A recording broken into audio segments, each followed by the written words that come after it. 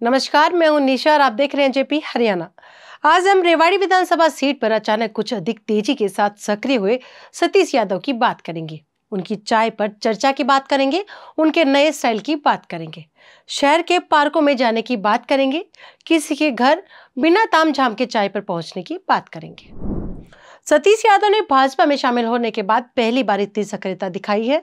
जब वह पिछली बार भाजपाई बने थे तो पूरी तरह निष्क्रिय थे, लेकिन अब उनके काम में तेजी आ चुकी है। उन्होंने चुनाव लड़ने की मंशा जाहिर कर दी है। मॉडल टाउन में अपना चुनाव कार्यालय भी खोल दिया है। सतीश यादव की राजनीति को समझने के लिए थोड़ा सा अतीत में जाने की जरूरत है। बार एसोसिएशन के प्रधान पद का चुनाव जीतने के बाद चर्चित हुए सतीश यादव को राजनीति में पहली बार बड़ी पहचान मिली जिला प्रमुख बनने से। जिला प्रमुख बनाने में राव इंद्रजीत का योगदान रहा।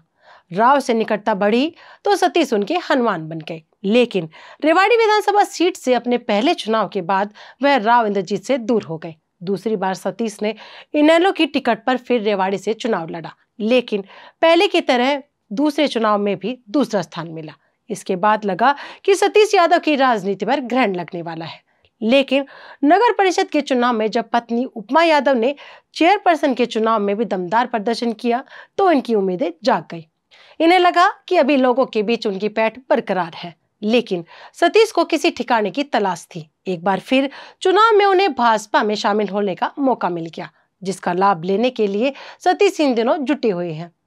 आप अपनी स्क्रीन पर देख रहे हैं कि किस तरह वह शहर के पार्कों में पहुंचकर, कभी धारोड़ा पहुंचकर तो कभी किसी साथी के या चाय पर पहुंचकर खुद की ताकत तोल रही हैं। सतीश यादव की चाय में लोगों को भी इन दिनों कुछ ज्यादा ही मिठास नजर आ रही है। जनसंपर्क में अचानक तेजी को लोग अलग अलग नजरिए से देख रहे हैं। अब यह तो माना जाने लगा है कि सतीश यादव चुनाव लड़ने के प्रति इस बार गंभीर है, लेकिन उनकी भाजपा से टिकट की दावेदारी में रोड़े कम नहीं है। भाजपा में उनकी टिकट कुछ कमजोर कड़ी है। उनका पहली बार पार्टी में आकर शांत रहना, लोकसभा चुनाव के दौरान भी घीच खिचड़ी होकर केंद्रीय मंत्री राव इंद्रजीत सिंह के लिए वोट न मांगना, अन्य पुराने कार्यकर्ताओं के मुकाबले नया चेहरा होना और राजनीतिक निष्ठा के मामले में अस्थिरता दिखाना सबसे कमजोर कड़ियां हैं। राव इंद्रजीत किसी भी सूरत में नहीं चाहेंगे कि सतीश यादव पावरफुल बने, क्योंकि सतीश ने राव के बारे में बयानों के ऐसे तीर चलाए हुए हैं जिन्होंने राव को जख्म दिए हैं।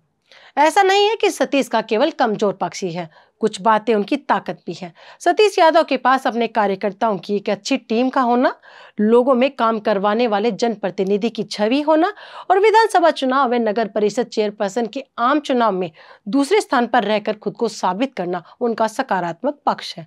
सतीश यादव भाजपा से टिकट की उम्मीद केवल एक कारण से ही कर रहे हैं।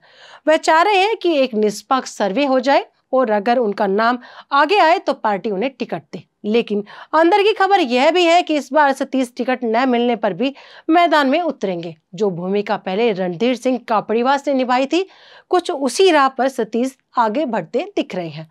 यह चर्चा भी आम हो चुकी है। अगर भाजपा टिकट नहीं देती है तो सतीश यादव आम आदमी पार्टी से भी चुनाव लड़ सकते हैं।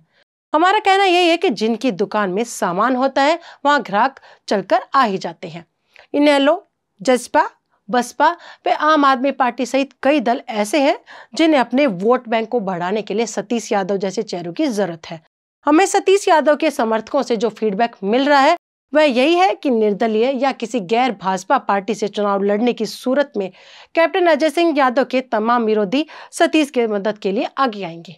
सतीश की इस बार की उम्मीद का बड़ा आधार यह भी है कि इस बार उनका चुनाव प्रचार का तरीका महंगा नहीं है, लेकिन सीधे लोगों के बीच पैठ बनाने वाला है। अभी उनकी जीत या हार की बात करना जल्दबाजी होगा, लेकिन हम यह कह सकते हैं कि इस बार रेवाड़ी से जो 3-4 गंभीर चेहरे मैदान में होंगे उनमें से एक सतीश यादव का चेहरा होगा। उनके सामने अभी पार्टी के अंदर टिकट की लड़ाई जीतने और टिकट मिलने के बाद अपनों का साथ पाने की बड़ी चुनौती रहेगी। अगर हमारी वीडियो आपको अच्छी लगती है तो लाइक करें, शेयर करें, चैनल को सब्सक्राइब करें। धन्यवाद।